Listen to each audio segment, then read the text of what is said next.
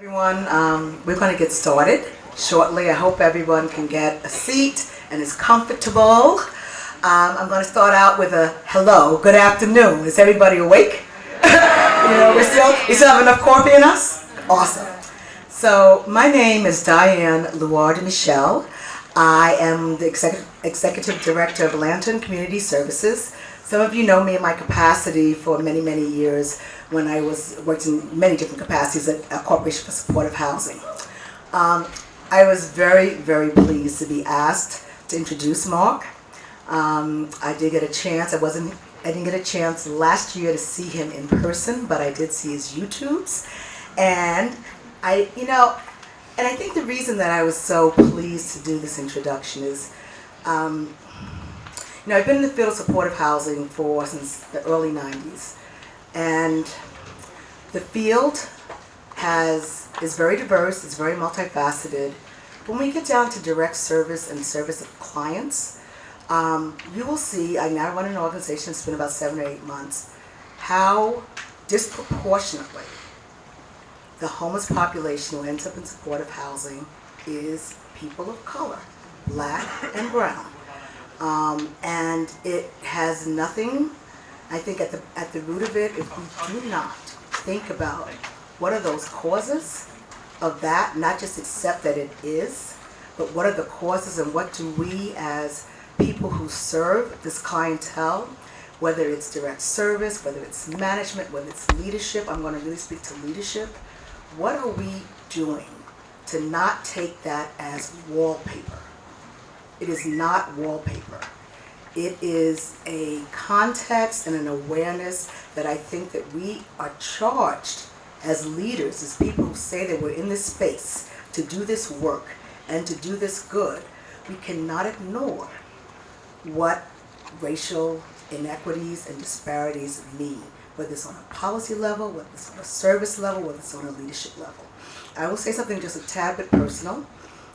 Coming in to lead an organization, I have been struck with an awareness of how not just racism but privilege plays out in the workplace. And privilege can be in so many forms. I know and I have experience, and I really think that just like I take the clients that I serve as experts in their own life, I want people to understand that being a woman of color for 60 odd years has led me to be an expert in what it means to deal with race, both on my behalf in terms of my professional career and on behalf of the people that I've worked with for most of my life.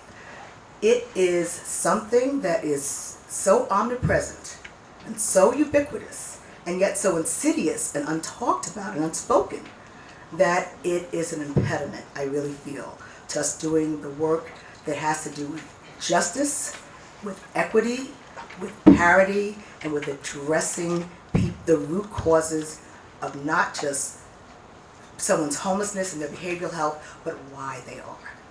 And so I feel myself, in my new capacity, really charged with looking at the ways in which I stand in privilege.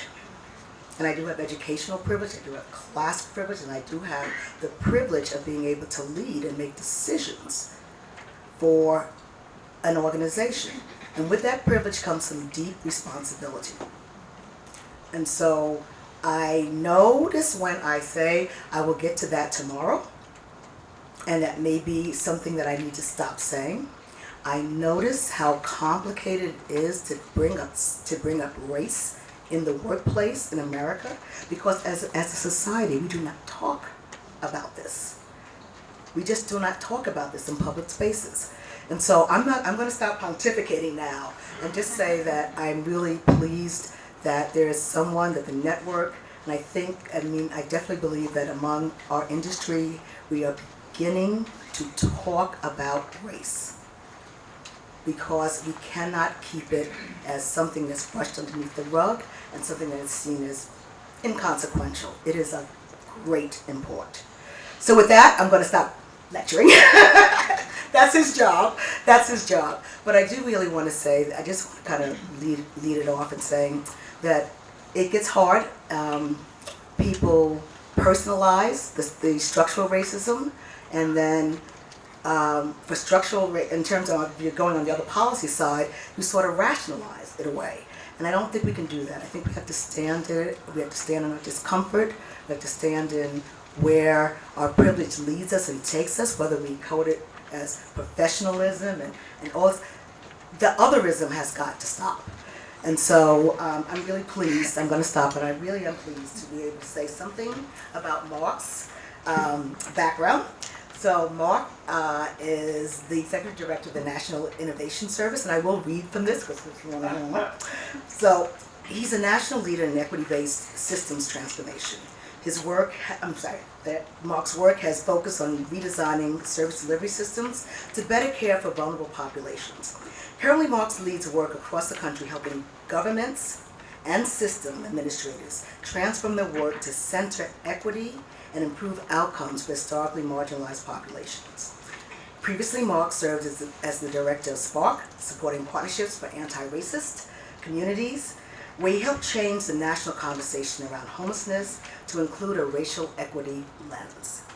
Marc has also launched training institutes for substance use disorder service providers, redesigned violence prevention systems, and helped to lead some of the first statewide work on youth homelessness in the nation. Marc is a firm believer that most things are still possible, and I could not agree more. Thank you. Marc?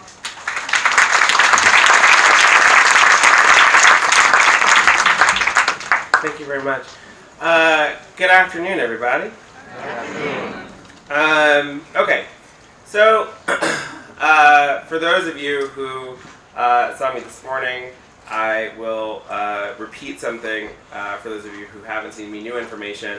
I have a pretty bad cold, and I'm on a lot of drugs, and so we're just gonna roll with it. We're gonna have fun today and see what I say, I guess. So the purpose of this session is we're gonna talk a lot about contextualizing homelessness inside of racial equity and racism, right? And we're going to unpack why it is that so many folks of color experience homelessness. I want to be clear that what I will talk about in the session after this is solution stuff, right? So like it's a full run, and I apologize for that. So briefly, contact information, I'll put this up again, but I realized that like typically what happens at the end of the session is I'm running out of a thing, and so people don't have a chance to take it. If you follow me on Twitter, just a quick word, I do not tweet what I talk about. I mostly tweet memes. I am, it's not going to be the same vibe. So like if you're like, oh, I want to like, social justice and like housing stuff, like a lot of people do that, it's not me. Amanda and Deary, where's Amanda? Amanda in the back. Follow Amanda if you want that Twitter. I want to be honest. So yeah, my name is Marc. I run the National Innovation Service. We're a shop that's an end-to-end service for creating equitable social systems that actually work. My background is as a psychiatric anthropologist, and I've spent the last 10-ish years doing redesign work for governments at different scales. I like to say, I'm just going to say these things. It's the cold medicine. That's what I'm blaming it on. So I started my career at a time when the world was black. And when I say that, what I mean is that the president was black, the governor of my state was black, the secretary that I reported to was black, and the assistant secretary who held my portfolio was black. And so we just got to do different stuff, right? And I want to start there because I think it's really important when I get to sort of talking about why are we talking about race and racial equity. I started my career at a time when it felt natural, right? That you would start a meeting with, how are we centering black and brown folks in this policy reform? And it wasn't until later that I realized that that's not how things work, right? That's not the conversation that we get to have most times. And so, in some ways, I've spent my career trying to get back to where I started, a place where it is acceptable, natural, and understood, right? That we must do better for communities of color in this nation, and you only do that deliberately, right? Like it's not going to happen by accident. We're not going to accidentally make a racially just society. You have to put some work in. And so in the thinking that I've been fortunate enough to be part of in my career, I think that what I want to sort of lift up for you all is that, and I'm going to start this way, I'm going to end this way, so this is just the through line. If we want to go anywhere, it's going to have to be deliberate, right?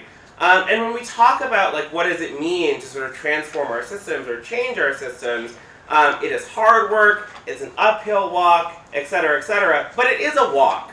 And one of the things, I mentioned this last session, one of the things that I'm particularly frustrated by all the time, and Amanda talks about this, is the way that we other the racial equity work by pretending that it requires some sort of magic to get done, right? As opposed to, as with most reforms, right, it didn't just take money and planning. It's just money and planning. That's most of what we do. We put money behind things, we plan stuff, we do stuff. And so what I really want folks to hear, especially in the next session when we get there, is to internalize that this is concrete, doable work. And what I don't want folks to do is to leave thinking that how to get this done is to just say the word justice at people until stuff changes.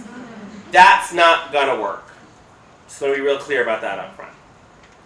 Okay, so what I want to talk about is the need to sort of move beyond cultural competence. And I want us to move to a place of being not just racial equity oriented, but anti-racist, right? There is a reason why SPARC was called SPARC, Supporting Partnerships for Anti-Racist Communities, is because we are not going to go anywhere if we're just I want to be competent in your culture. That's not a thing. And so we're gonna unpack that today.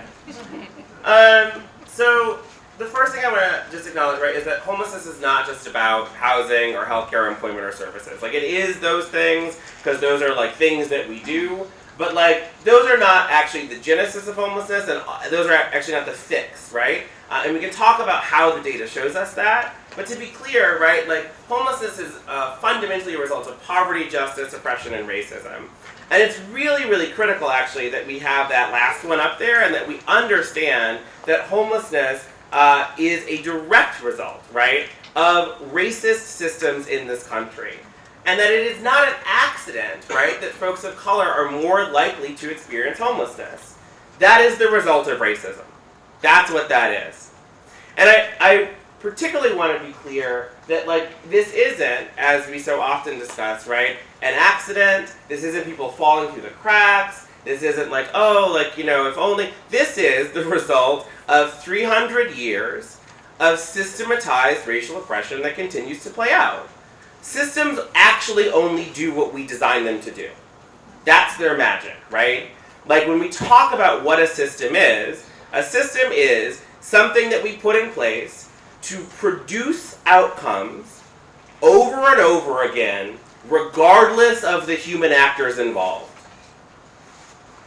I'll say that again. Regardless of the human actors involved.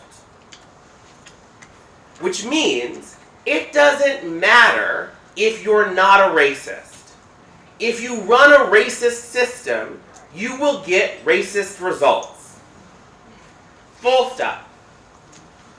This is particularly important for those of us who are people of color in leadership positions. We absolutely can run racist institutions. So unless we are doing the work to think about how does the system produce racist outcomes, we're just doing personnel shell games. Which is why Amanda and I are dogged in our not letting diversity become the goal, right? That if we just diversify, we are not actually going to get to a place where we're not seeing racist outcomes. What we see all the time, right, is people of color can be senior administrators in systems that brutalize people of color.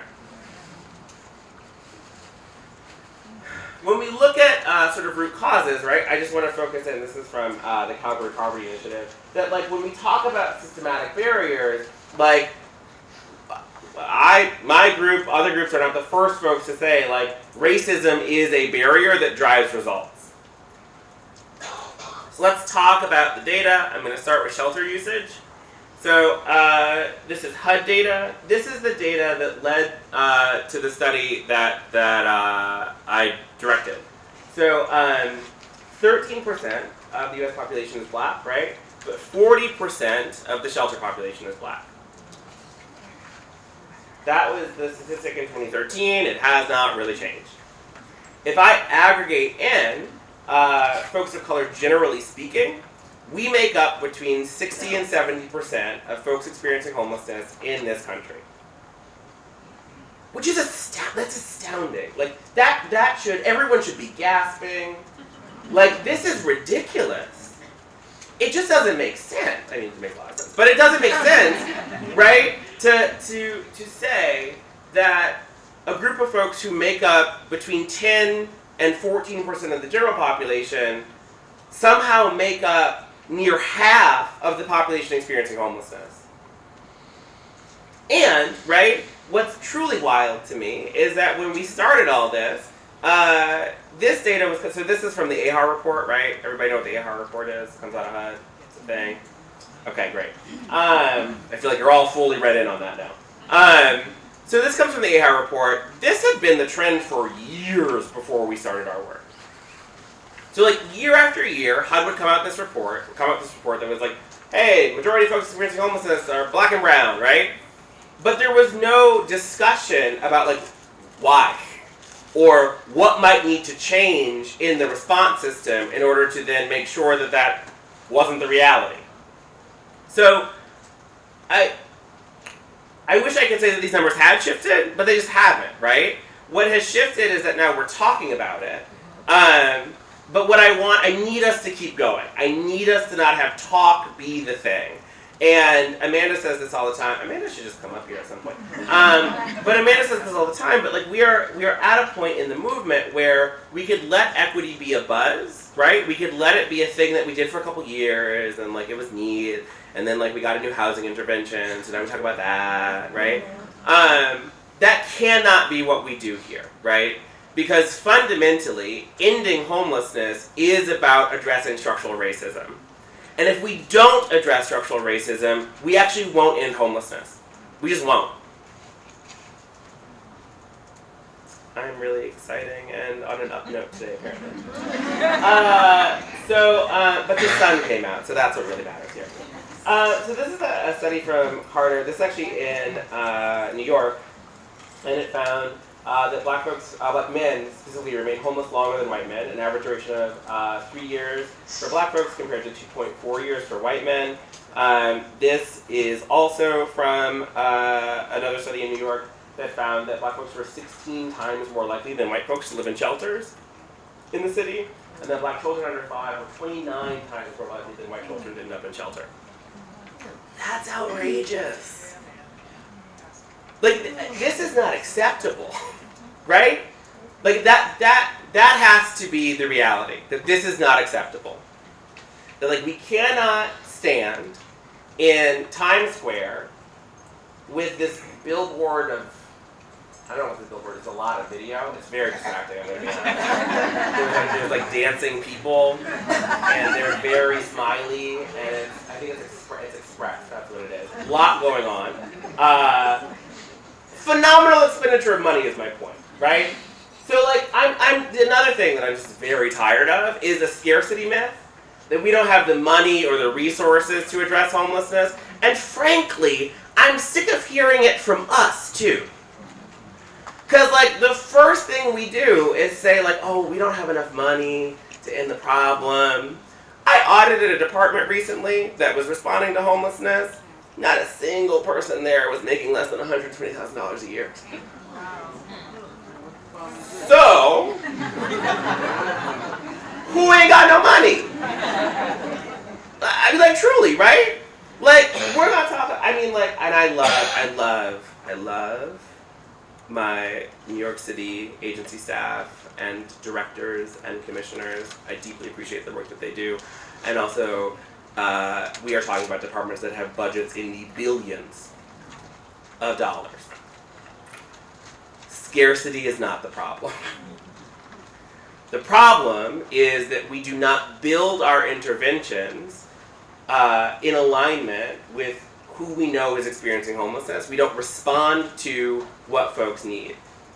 And when I say that, what I mean, well, I'm going to talk about it. I don't need to do that now. Whole afternoon that I have for you to talk about it. Okay, so in the Spark study, we looked at, this is data from 6 of our communities. And I want to start with the quantitative data.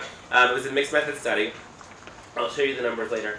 But so this was the general population, deep poverty population, or homelessness population for black folks in 6 of the 8 communities. You'll notice that the general population was 18.3%, the deep poverty population was 34.1%, homelessness was 64.7%. I'm going to ask you all a question right now, and somebody will give me the answer, I'm very sure.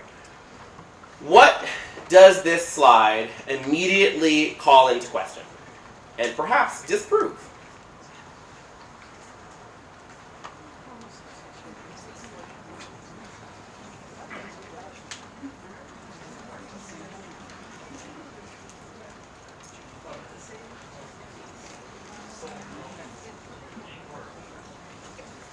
And 2 people say it at the same time. But the answer, right, is that that homelessness is driven by poverty. That's not true.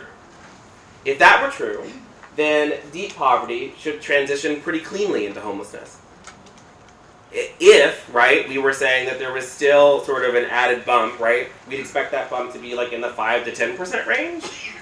To say that it doubles from deep poverty into homelessness for black folks in terms of proportionality means that poverty doesn't drive this.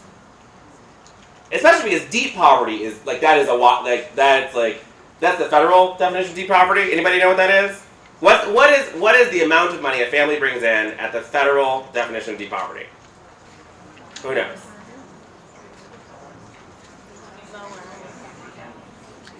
Yeah. It's less than 14. When you look at singles, right, for deep poverty, we're talking about people who are pulling in less than $6,000 a year. So truly, right, that's a level of poverty that is absurd. It should be illegal in this country, right? But if that's what we're talking about, and we don't see just a transition along that number into homelessness, then that means that poverty is not the core driver here. And when I layer in white people, that becomes obvious. So white folks in these communities were 62.3% of the gen pop, 45.6% of the deep poverty population, and then 28% of the population experiencing homelessness. What's a better predictor of homelessness, race or poverty? Ta-da! This is actually a portrait of America, right? Majority of poverty, period, but majority of deep poverty in this country is white. Just straight up. It is homelessness that is majority people of color.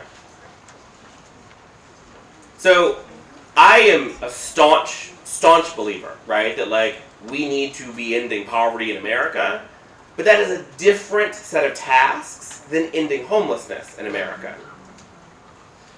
And until we fully wrap our heads around that and drive in that direction programmatically, then we won't be doing the job. I want to just briefly note that for Latinx folks, right, the data is not reliable. So this blurs a little bit, but it's 18.3 in the general pop, 23.5 in deep poverty, then 6.9 in homelessness. So that, you will see that replicated in most communities, and you should not trust it. What we understand about most Latinx folks is that a number of things. One, when you ask people race ethnicity questions, people don't think of themselves like that, turns out. So it's a poorly designed metric. And if you're oh, are you, Hispanic? People are I'm Brazilian. And then they're no, but are you Hispanic? And they're no, I'm Brazilian. So it's not clicking. So that's a huge problem. Number two is that we understand that a lot of folks travel in mixed doc groups, meaning some folks are documented, some folks are undocumented, but everybody avoids service connection, right, for fear of justice involvement or deportation, etc. That's only gotten worse. And then we also understand that, like, it turns out a lot of people are really uncomfortable asking people about their race or ethnicity in this country. I don't know why. So what happens is people don't ask. They just eyeball you and are like, ooh, some kind of brown. Okay, right? So it's not good data. And until it is good data, the only thing that we can continue to say is, like, what we see doesn't match these numbers, and so we're going to have to do better. If I look at so this is one of the communities, right? And then again, this is the United States. Oh, the slide is cut up wrong. Well, whatever. The things that I will point out on this, so things that I never talk about, Asian homelessness. Why wouldn't I talk about Asian homelessness? Any ideas? No. No? No. I mean, sort of, but no. Asia is a continent. I don't know who you're talking about. I'm a researcher. If you're like, what about Asians? I'm like, okay. What about Asians? Like, do you mean Chinese folks? Do you mean Filipino folks? Do you mean Taiwanese folks? Do you mean Japanese folks? All of these are different cultures with very different ideas of housing, very different ideas of what it means to be adequately housed. And so when we do things like apply federal definitions to folks around, like, oh, you're doubled or tripled up, to cultures and communities that historically deploy intergenerational living as a norm, it doesn't actually track. Another problem actually with the Latinx data is oftentimes we're like, hey, are you doubled up? And they're like, I live with my aunt. And you're like, but are you doubled up? And folks are like, I live with my aunt. What's not clicking? Which, just as a history moment, just so everybody knows, that's what everybody used to do. Right. That was just a thing that everybody did. And it wasn't until the boomers, who, God bless y'all, made some choices about, like, what you wanted to do with land and money, that people stopped doing that, right? But even white folks used to be like, no, I live with my aunt. Because that's what made sense. It's only in the last 50 years that we've seen this idea take root of, like, being stably housed means living alone, away from other people, in a studio apartment. For no reason, right? So, like, so to be clear, right, like, when we talk about, like, what's happening with Asians, I'm like, I don't know. Because, again, it's a continent, and everybody has a very different idea of what it means to be housed, and we have to have that conversation.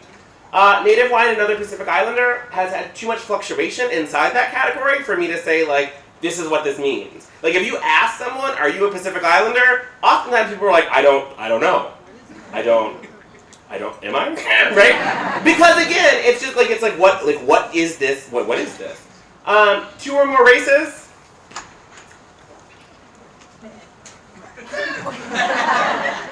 What would you even say, right? Like, oh, multiracial people exist. Congrats. Science. So I just want to be super clear that in those categories, we don't know anything because those don't mean anything. And if you want to actually have a fully articulated conversation about how race and racism have driven homelessness in this nation, you actually do need to be able to contextualize that stuff, and that's what it means to do equitable work, right? Is you're able to contextualize in the history of a given person or people. So, like, you can't talk about Asian homelessness. You have to talk about Japanese homelessness because of Japanese internment. You have to talk about the Chinese Exclusion Act. You have to, like, think about how we have treated non-white folks in this nation in order to understand how they are or not accounted for in our homelessness system. Okay. Qualitative data. We collected 200. Where is my slide with the? Oh, maybe I cut it. No, whatever. So we collected 200 oral histories, and all from folks of color experiencing homelessness. And the thing that I want to highlight there is just that, like, that's unusual, right? Like, most studies don't focus on people of color. We are broken out. So from a research methodology perspective, to say like I am interested specifically in the narratives of folks of color was a pretty significant departure. And that is very difficult to get funded. So if any of you are funders or know a funder, like please make sure that they are funding research that is just about people of color, not where we are a breakout group or a control group or whatever, right? Like we have to be able to understand like what is happening in communities of color, which requires actual focused attention. So the main qualitative finding was something called network impoverishment. And that phenomenon is something that we think of as, how do I want to do this? So, what we found is that the majority of folks of color experiencing homelessness tended to have higher incomes than their white counterparts. Let me repeat that. Majority of folks of color had higher incomes than their white counterparts. They did not have flexible capital. So what that means, right, is that like every dollar that came in was already accounted for. So like if I'm making $200 this week, I have to spend $200 this week. There is not an extra dollar, right? And if I get a parking ticket, I can't afford it. Whereas with white folks, what we found is that there was more flexible capital, right? And I have an audio clip that I hope works.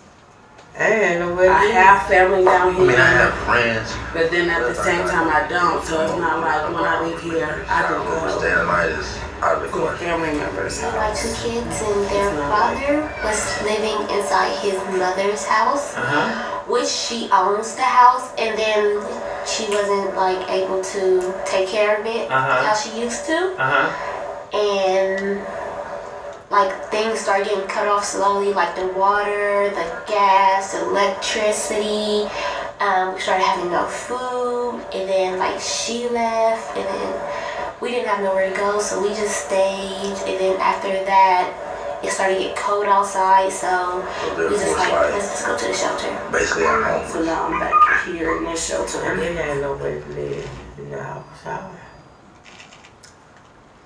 I did that interview, and it's always wild to me, because right, this like theoretically, right, like so this is a person who experienced housing instability and moved in with someone who owned a home. So that's the narrative there, right? Like mom and her kids, partner, experiencing housing instability, move in with grandma who owns her house, and still wind up in the shelter.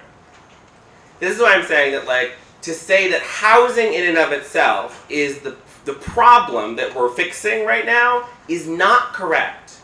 The problem that we're fixing is the impact of structural racism on communities over hundreds of years. And if we don't know that that's the work that we're doing, we don't actually have the tools necessary to respond.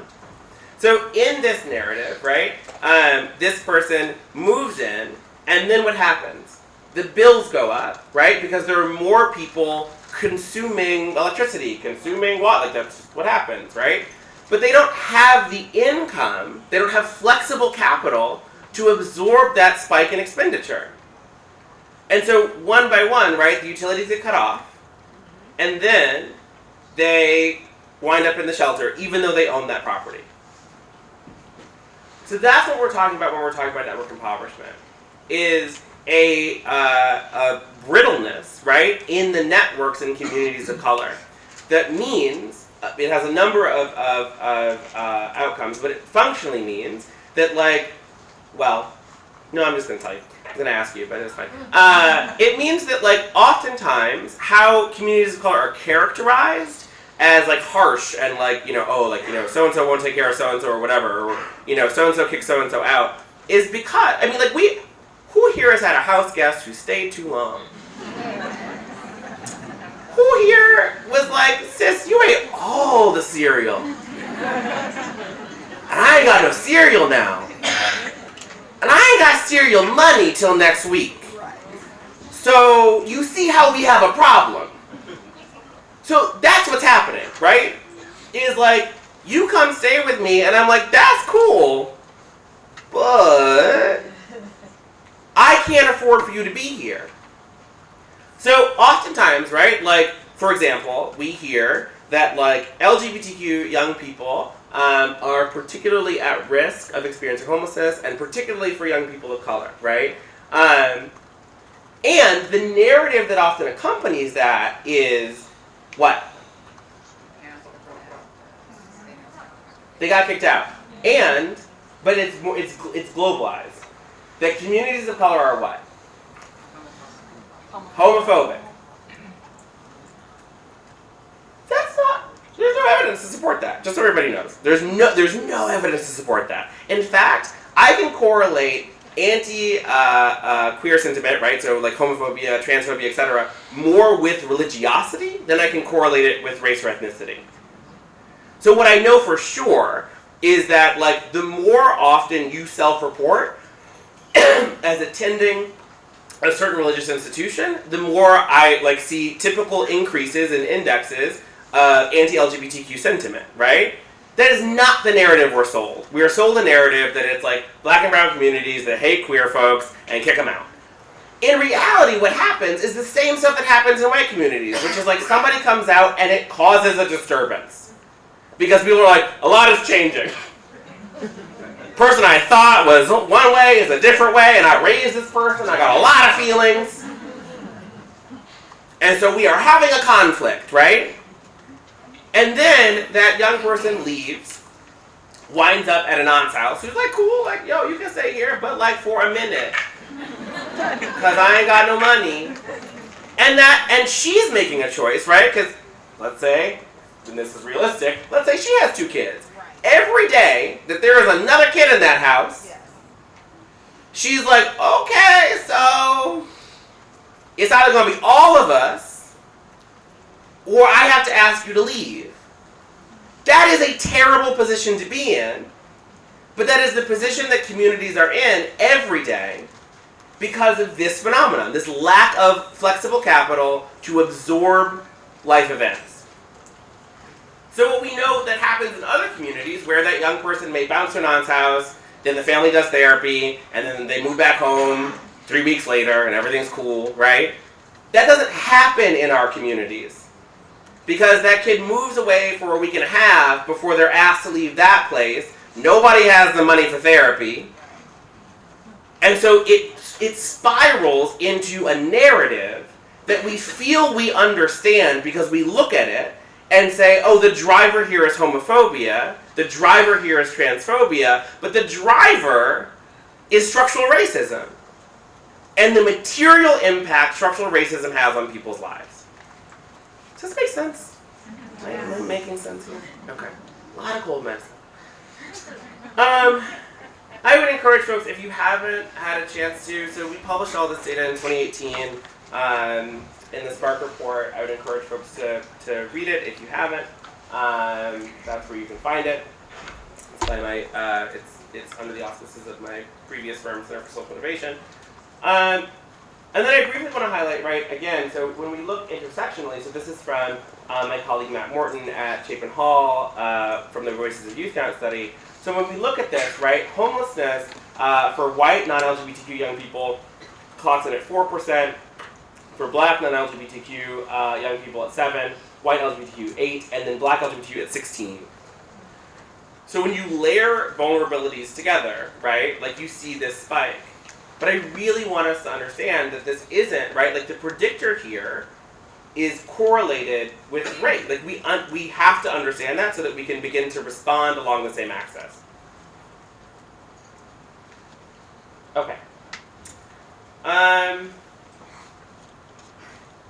going to talk very briefly about health.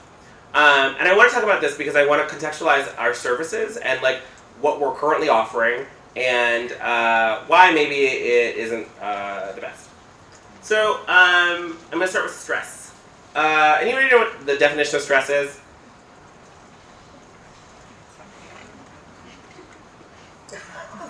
You stressed right now?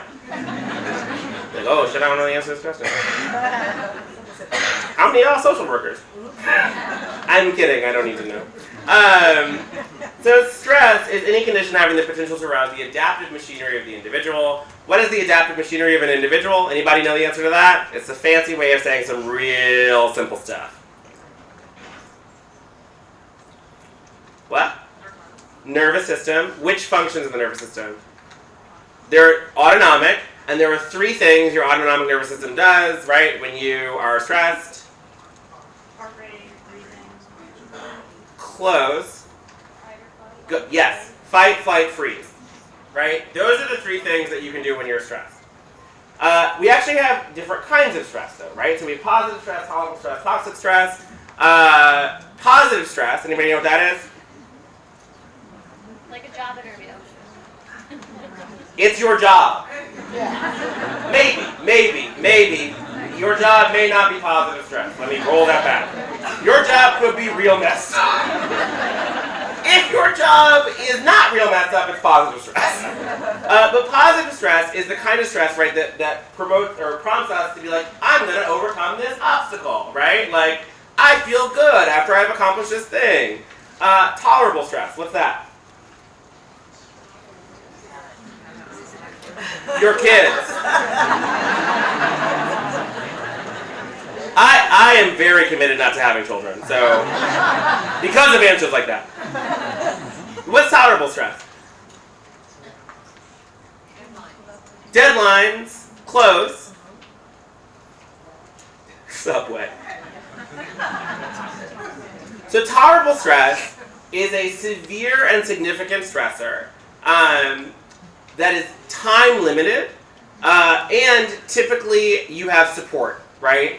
So a death could be a tolerable stressor, but, right, it's bound, meaning it has a beginning and an end, and, right, if you are fortunate, you will have people around you who can help support you in that moment. Toxic stress, what's that? Did you say marriage? Ma'am, you need to go home. I don't know how to help you. See, the problem is that I know her too, so I'm like trying not to. What's toxic stress? Can't get out of it. I saw a sign one time, this was years ago, I was living in Boston and I was walking through Cambridge, Massachusetts, which is like, this fancy, like, Harvard, a lot of white people, very expensive. And there was a sandwich board in front of a little shop that said, "Set yourself free, divorce."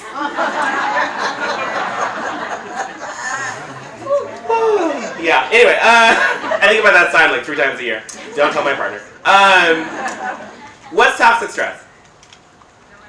No end. No end in sight. And alone. So toxic stress is the strong, unrelieved activation of the body's stress management system in the absence of protective support. This makes up the basis of our understanding of ACEs, right? So ACEs, adverse childhood events. That's a collaboration between CDC and Kaiser Permanente, 17,000 people, 10 years, looked at effects of trauma in the first 18 years. And we found, right, that like when we looked at like things that could happen, that parental separation or divorce, household member with a mental health condition, incarcerated household member, recurrent emotional or physical abuse, sexual abuse, emotional neglect, all of those things, right, drove disruptive neurodevelopment, social, emotional, and cognitive impairment, health risk behaviors, and then potentially all the way up to early death, right? Why have I gone on this side route into stress when I'm talking to you about racism in America? Any thoughts? Racism causes stress. Yes, Who said it? back here. Racism causes stress. Toxic stress. I need us to understand, right, that like when we talk about stress, we need to be contextualizing stress in the context of racist systems and talking about minority stress. So when we talk about minority stress, it's interactions with society provide the individual for information on the construction of the world. Health is compromised when such information is incongruent with a minority person's experience in the world.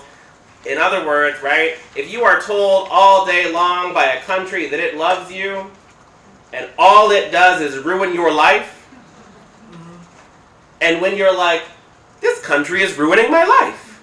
People are like, you are really terrible. How dare you say that about this great land? That causes a real disconnect, right? And that's macro. You can drill that down into, right, all of the interactions that folks of color have over the course of their days, where, we'll be like, hey, this was a weird moment I had with Cindy by the copy machine, and someone else is like, oh, well, I don't think that's what Cindy meant. Well, so I was there. And the problem is that Cindy said, I mean this. And so I'm just really struggling with truly, right, all day long. And we understand, right, that, when stress is elevated, what happens when you elevate your stress levels long term? High blood pressure. Systems break down.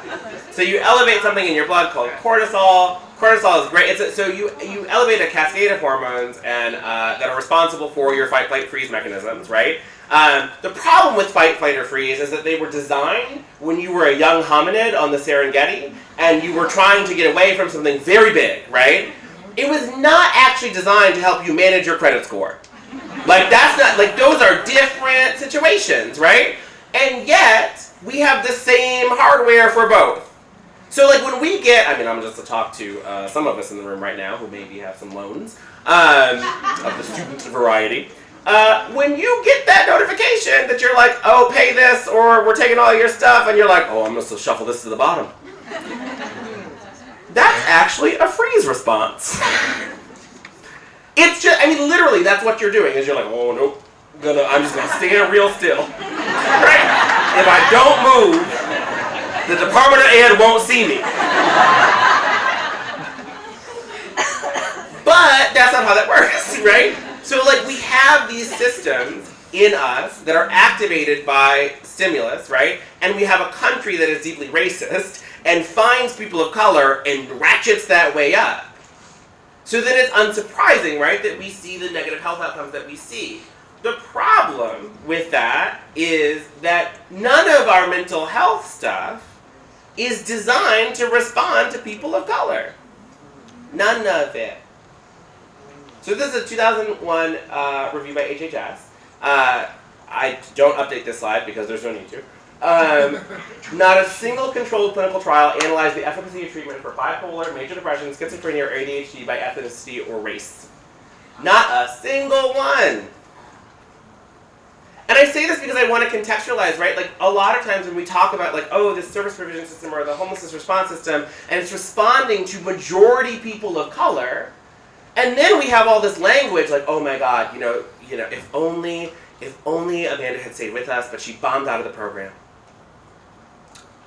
Well, did we do the right stuff? Do any of us have the right tools?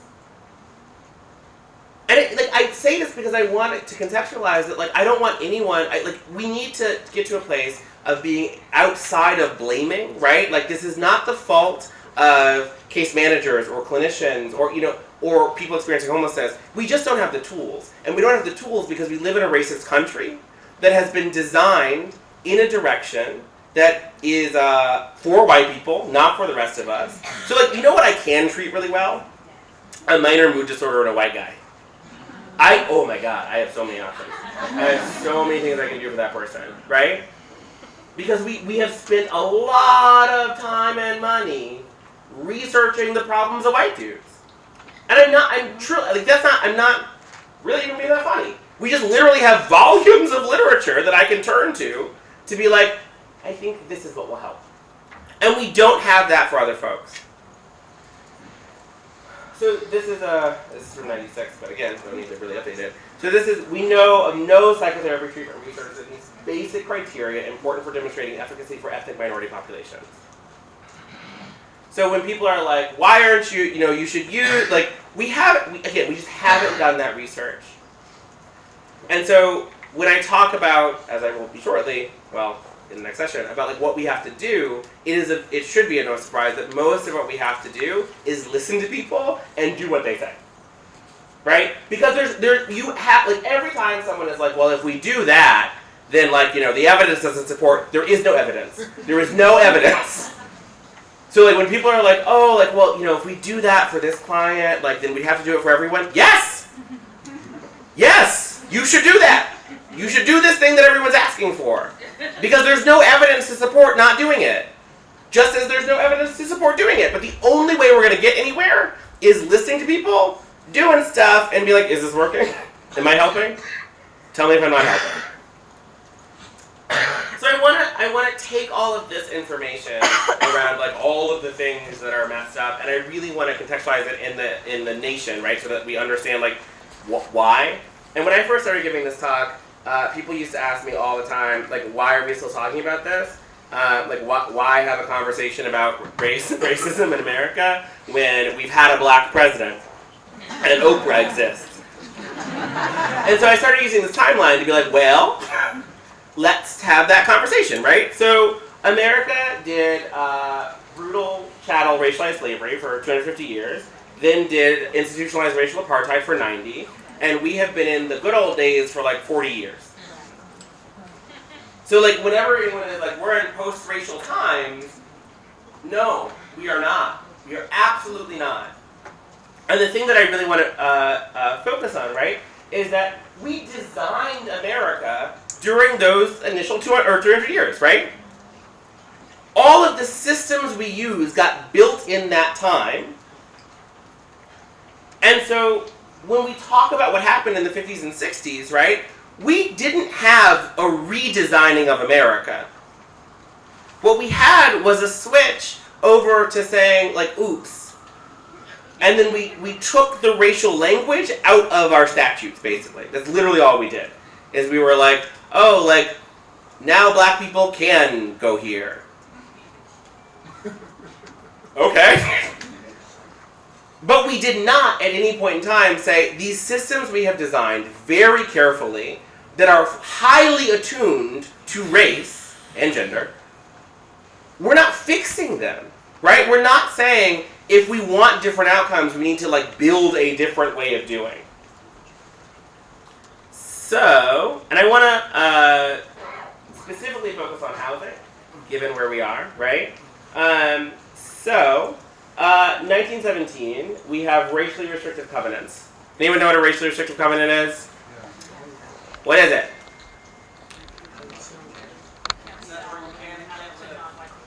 Can't sell to non-white people. Right. So this is something you could write into the deed of your home that said, I'm selling my house, right? I can write into it, you will never sell this house to a black person, right? And the person who buys my house agrees to that, and if they try to sell to a black person later on, because they're like, I've taken a journey, I know that this is wrong, right? The neighbors can take that sale to court and have it voided. Yep. Federal Housing Authority and redlining. Everybody knows what redlining is? Yes. Okay. What is redlining? Right.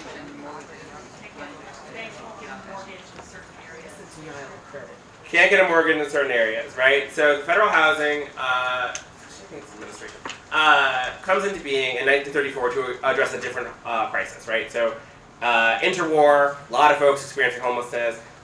They invented the modern mortgage system. So before this, no mortgages. After this, mortgages.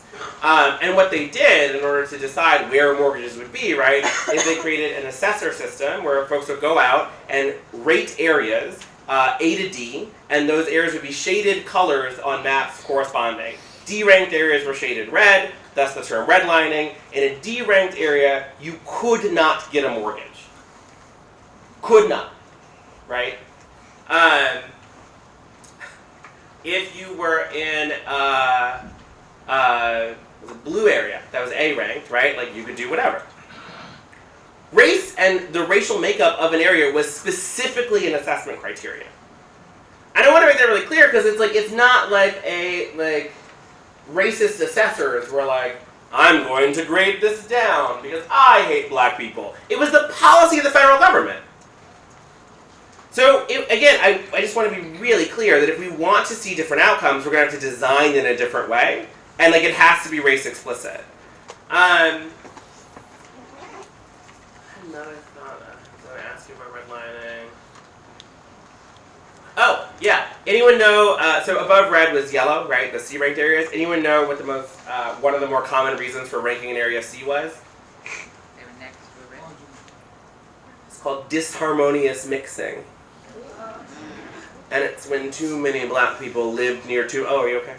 I don't have napkins. I don't have any way to help you. This is not what I wanted.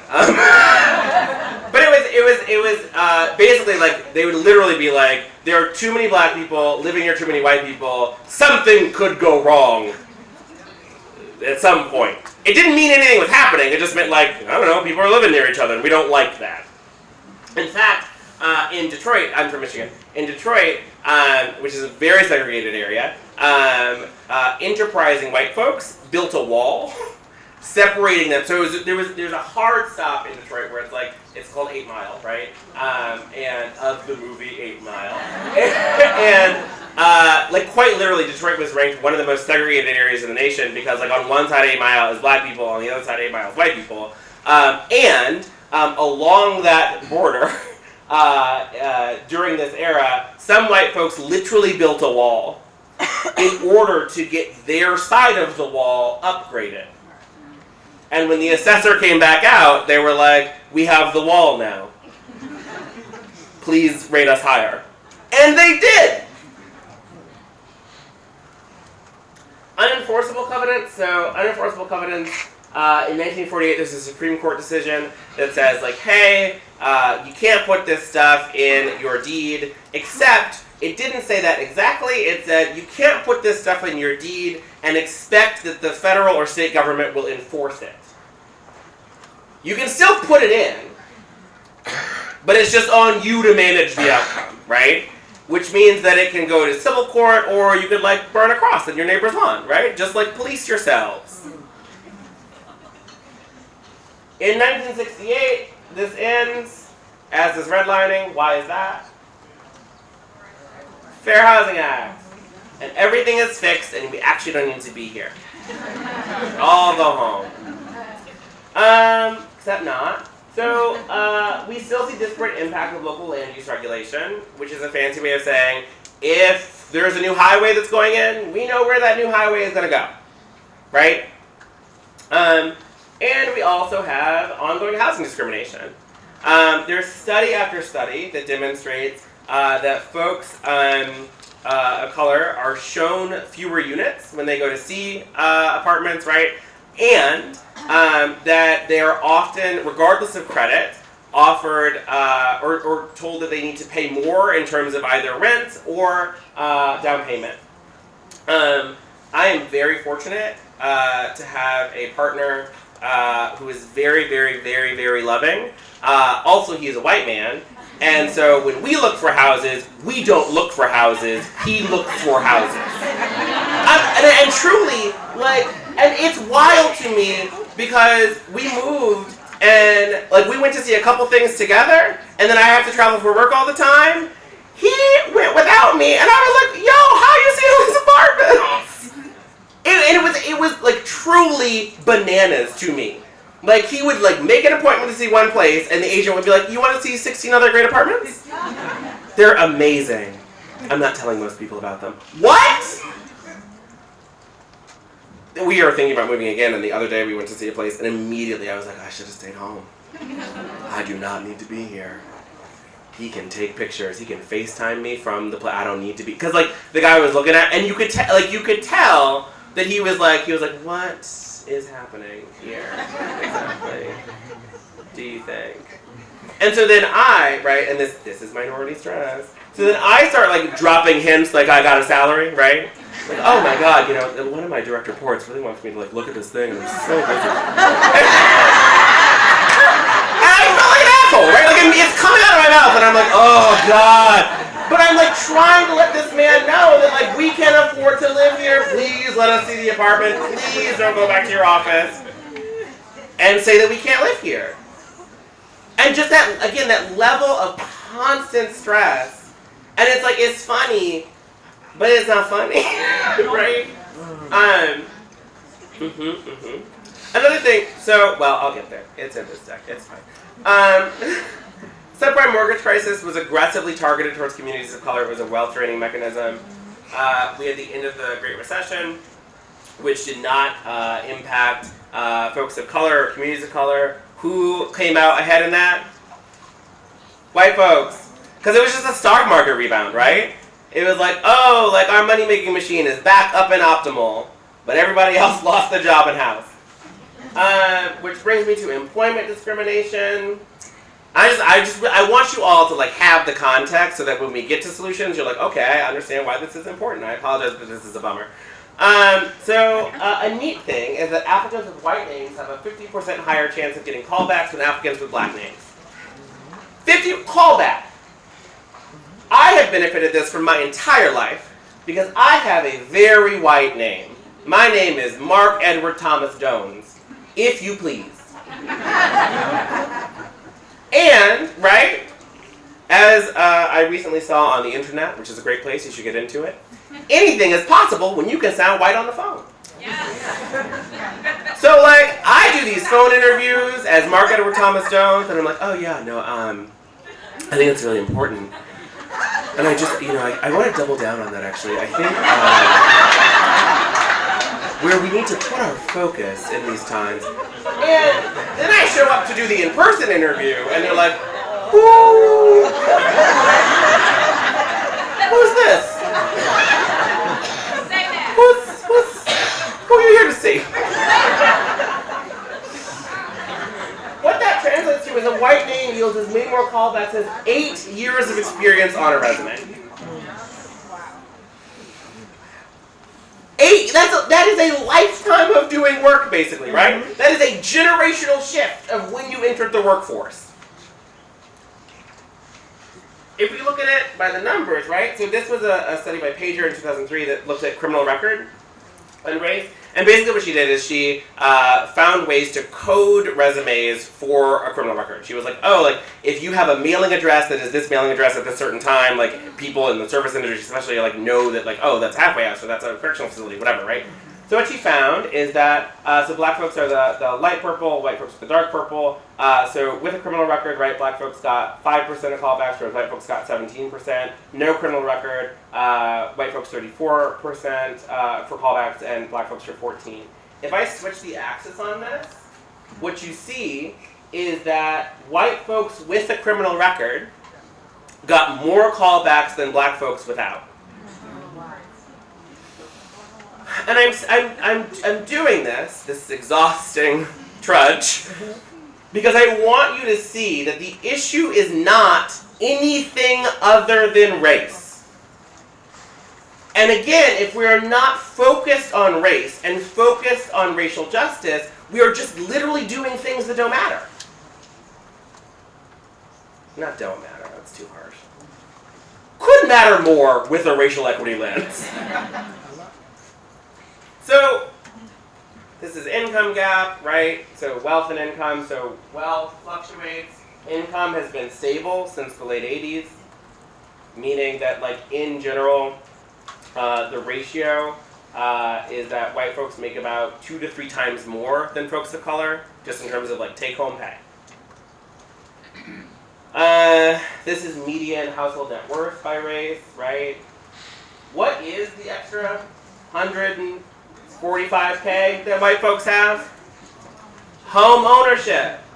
It is the direct result of redlining. So the material difference in people's lives is the result of racialized policy and practice. A home equity loan is the difference between network impoverishment tanking you or not. If I own my home, right, and something goes real left, I can refinance my mortgage. If I'm just renting, that's it. And what we did in the first half of this, well, the last century, woo, that's weird to say, right? Is we created races of renters. Deliberately, right? Like we deliberately said, like this is a group of folks who like don't get to own nothing. This is Boston. I lived in Boston, so I'm originally from Michigan. I lived here for 8 years, lived in Boston for 7, came back. And when I lived in Boston, any guesses where I lived? Roxbury. Hey, who's from Boston? Hey, okay. So I live. I don't want to. Okay, whatever. I live right here, middle of that red area, right? And I just think this is important to know. When I moved there, it was because, so I first lived in Mattapan. So if you're from Boston, you know about Mattapan. And Mattapan is where a lot of black and brown folks live. Unsurprisingly, difficult to make it downtown. A distance of 5 miles, by the way, is between Mattapan and downtown. And neat thing about that is where I was living on public transit, traversing that distance would take an hour and a half each direction. So when I started working for the state government in Boston and my office was downtown, I was like, I need to move, right? So I moved to Roxbury. And I moved to Roxbury because it was the only place I could find an apartment where someone didn't ask me for first, last, and security before I could move in. First, last, and security on a Boston or New York apartment is about $10,000. Like that? Like, what? So, like, literally the only place I could find. I lived there for 6 years and it was lovely. But when I moved into that neighborhood, it was mostly Somali immigrants. When I left that neighborhood, it was young white college kids. And my rent had gone up 4 times, by a lot. So what this means, right, is that social and racial inequities are geographically inscribed. And I want to talk briefly, as we close, about white privilege in relationship to all of this. I'm not going to let you get away from me without actually discussing white privilege. Oftentimes, we talk about white privilege as if it is the stuff, right? So we'll talk about white privilege as if it is the money, or as if it is the house, or the access, or whatever, right? White privilege is having all these systems built for you. That's what that is. It isn't like the money and the stuff is a byproduct of having the system designed around your experiences. So that when you show up, right, you have already been accounted for. And I use this same example all the time. So if you saw me last year or seen me before, I apologize, but it remains true. I travel a ton for work, like too much. Amanda and I both joke all the time about how we should just like actually give up our homes and live on planes. It would be more efficient. But when I travel, the thing that I'm frequently having to do is throw out hair care products on one side and buy new hair care products on the other. People of color are already nodding. Because all those really cutesy little bottles that white folks have, like just this little tiny baby herbal essences.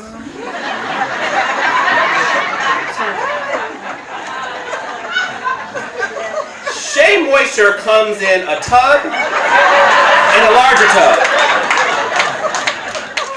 There is no, like, let me just grab the travel file. One wash. Shut up. Where? Which Walgreens? Okay, we gonna talk about this. This is important information. So I say this because it feels really minor, but it's not. Because it's actually hours of my days are spent looking for hair care stuff. Because this don't just do this. If I didn't deal with this in the morning, I would show up and it'd be like half straight up. The other half would be like just kind of horizontal. And then there'd be like a weird like spiral, like just nobody knows why, right? Like, and really, really want to be clear, right? Like the stuff that I need to deal with my hair, not in the hotels, right? Is not provided by the Airbnb host. I have to buy it every time and throw it away every time. And so that means, right, that just in my day, I am rooting myself through like 70 Walgreens to buy the same thing over and over again. That is a monetary cost. It is a time cost. It means that like there are days that I could spend doing other things, and instead I close the day at a Walgreens being like, where is my stuff? Because that's the other thing, right? People of color in the room.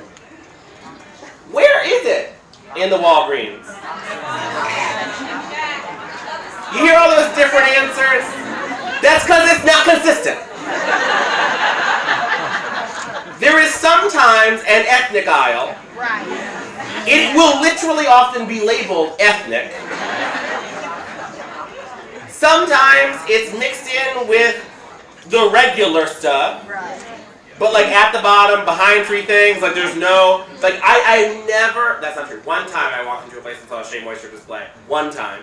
Most of the time though, you walk into CVS and they're like, herbal essences, Pantene Pro V, like giant displays, right? Our stuff is bottom of the shelf, ethnic aisle, behind the counter, locked away. Like, so like literally I have lost hours of my life schlepping to a Walgreens to then spend 40 minutes lost in it. When I first moved back to the city, I went to the Walgreens on Union Square, which has changed a lot since I had left. It is very large, and it's like 2 stories, it's very well lit, and I was like wandering these aisles. Just like, I know I'm going to find what I need at some point. I know it.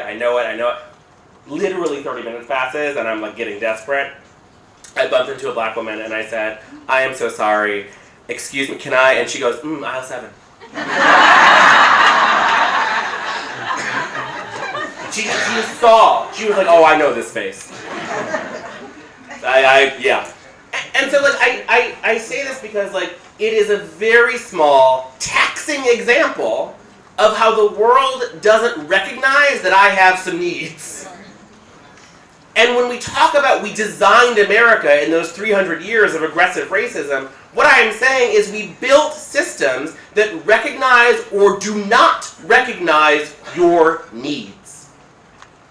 And for white folks, you live in a country that is ready to meet you where you're at every day, every minute, and make sure that you're all right. And the rest of us spend our time reaching. And that's minority stress. That's why people are so tired. That's why when Cindy says that shit to me by the copy machine, we gonna have words.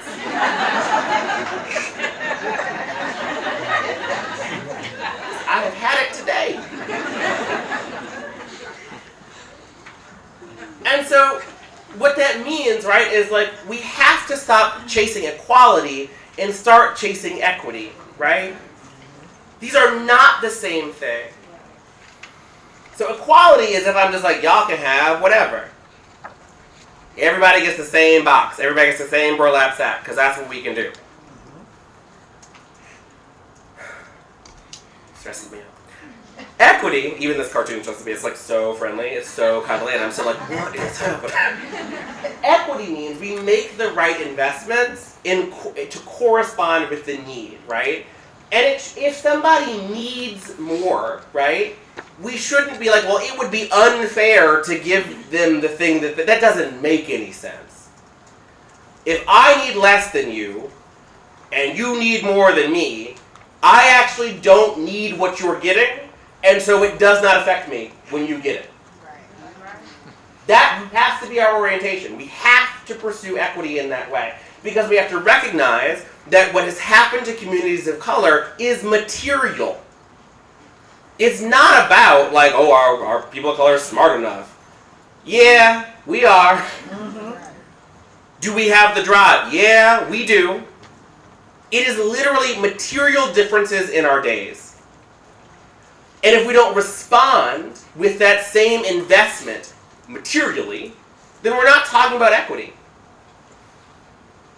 conversations about equity that don't involve the transfer of wealth or power are conversations about something else. Functionally, they're just feel-good conversations about like, oh, they're talking about justice, right? Which is why, again, when we talk momentarily, we will talk a lot about like what it means to transfer power and design systems that can transfer power. What I want to be clear, though, is that we have to be able to address inequity, ultimately, and get to a state of liberation. I do not want us to just stop at disparate investment patterns. I want us to fix the thing so that I can't predict how you'll die based on your gender identity, race, and zip code of residence. Because truly, I need those three things as a researcher to be like, oh, sis, ooh, okay. You should. No, so I don't want that world, right? I want a liberated world where I cannot just predict how you're going to die, what you're going to become, and that means traveling down this road of equity and through that disparate investment. And what that means, right, is equity is an implementation project. We do not pray for justice, we build it. Well, you can pray too, but I want you to build. I just think that's so important, that we understand that at the end of the day, all of this information, all of this, like, history, right, is really just me saying, we built one nation and we can build a different one. But we gotta make that choice. The best thing about America is that it's just made up. Whole thing. Doesn't make any sense. Like, all this is just total, like, there is no greater fantasy than Times Square. I think I said this last year, too. Who remembers old Times Square? Oh, yeah. Okay. So, like, for those of you who didn't raise your hands, this was porno theaters.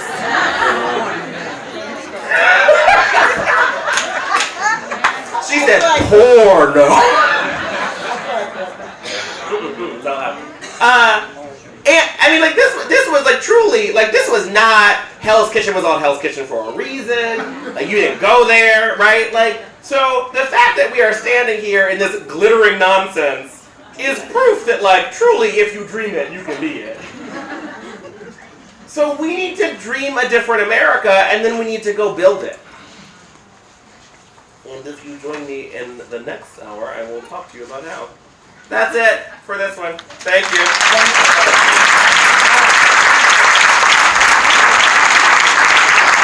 Hello. I'm not sure that this mic is on. So, Mark, would you like to take any questions, or are you done? I think we have time for questions. I think time for like 1 to 2 questions. We have like 10 minutes. Yeah. So if anyone would like to ask a question, the mic is right there in the middle of the floor. Well, on the top, at the front of the floor. Go for it.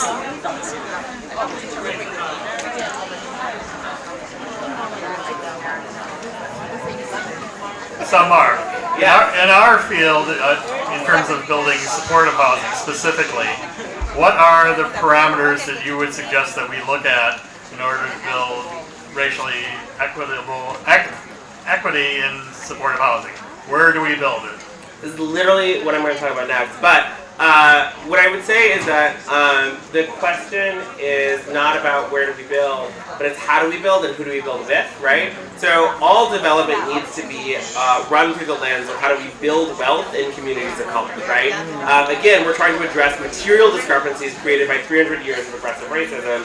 So I want us to be working with those communities to understand where should things be, what should they look like, how do folks want to see those things happening, and then let them drive the contracting process so that we're, again, like saying, like let's get stuff built by those communities, not just like with them, like, oh, I'm in the contracting process, but really, like, how do we make it a material investment? And then the other thing that I would say is, like, I want us to really open up our, and again, this is what we're talking about next, I need us to open up our design options. So, like, again, when we talk with communities of color, folks are like, hey, like, intergenerational living, hey, like, da-da-da-da, right? So we need to be designing towards that, not away from it. So I don't want to see new buildings at PSH go up that are, like, just 1,000 SRO units again, right? Mm-hmm. I need us to be thinking really, really carefully about what does it mean to craft our structures in a way that is in line with community norms and priorities, and understand that it's going to require some pretty radical shifting in thought, and also probably in financing. I'm going to ask just one final question, all right, because I'm going to let you go. So for those of us in the room who hear structural and see, wow, that's really deep, or that's really wide, or that's really high, and wonder how to root ourselves in a solution that has these kinds of historical, antecedents, and just seems big. Yeah. I guess how would you advise us to begin that approach? I mean, Amanda always says this. Is Amanda still here? Okay. Amanda always says this, but we're not going to end it in a day or in a meeting or right. It's like we have to recognize that we're doing long walk work. I was fortunate enough to see Michel and Diane speak one time, and she said, it was like one of those things where it's like you're not trying to hear prophecy, but someone's like, I have prophecy for you, and you're like, I don't need this right now. But she said, no one promised us that we would fight in the time that we were winning. And I think about that a lot, right? Because it's just like, I hope, right, that I have started a walk for this movement that'll end someplace. I'm very cognizant of the fact that hopefully I will have retired long before we get there, because I see it as generational work, right? I see it as work that, if we do it right, outlives us and is just the work. And so I think that if we step away from that sort of white dominant sense of urgency and toolkitting and that kind of stuff, and say this is just long walk work, that's how I think we stay rooted. I think the other thing that I would say is most things should feel more like organizing and less like whatever else, right? So I feel like I am at my most rooted when I am in community, working with organizers and doing the strategy stuff and having the meeting, being okay, so how are we going to get the mayor to do this, right? That's the kind of stuff that helps me feel connected. And I think that when we are in rooms like this and boardrooms and whatever, and we are just we're too away from community, that we can't help but lose those roots. And the benefit, right, of being able to talk to, it's so rare, right, that I get to talk to black people who see more shit than me, because I spend most of my time talking to other folks, young folks, right? And so it is that continuity of our journey, our story, our work as a people, I think, is really, really important, and happens best when we are out in community and not inside structures of power or supremacy. Thank you. Will everyone join me in just thanking Marc? It was a wonderful presentation, thoughtful, and really well provoking. Next up is how to fix all this. I think it's in the ball. I think It's in we're the back seventh upstairs. room, 7th floor.